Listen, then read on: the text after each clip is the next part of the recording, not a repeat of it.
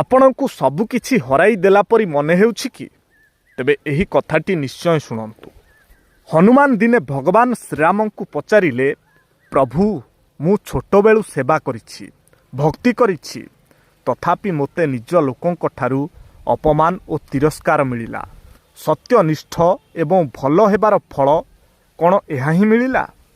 ଶ୍ରୀରାମ ହସି କହିଲେ, ହନୁମାନ, ଯେତେବେଳେ ମୋତେ ବନବାସ ଆଦେଶ ମିଳିଲା ସେତେବେଳେ ମୁଁ ରାଜମହଲ ନୁହେଁ ଜଙ୍ଗଲକୁ ବାଛିଥିଲି।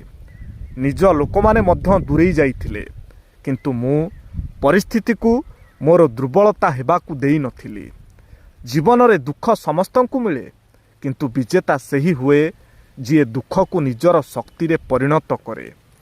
ଫରକ କେବଳ ଏତିକି, କିଛି ଲୋକ ଦୁଃଖକୁ ଦେଖି ଅଟକି ଯାଆନ୍ତି ଏବଂ କିଛି ଲୋକ ସେହି ଦୁଃଖକୁ ନେଇ ଇତିହାସ ଲେଖିଦିଅନ୍ତି।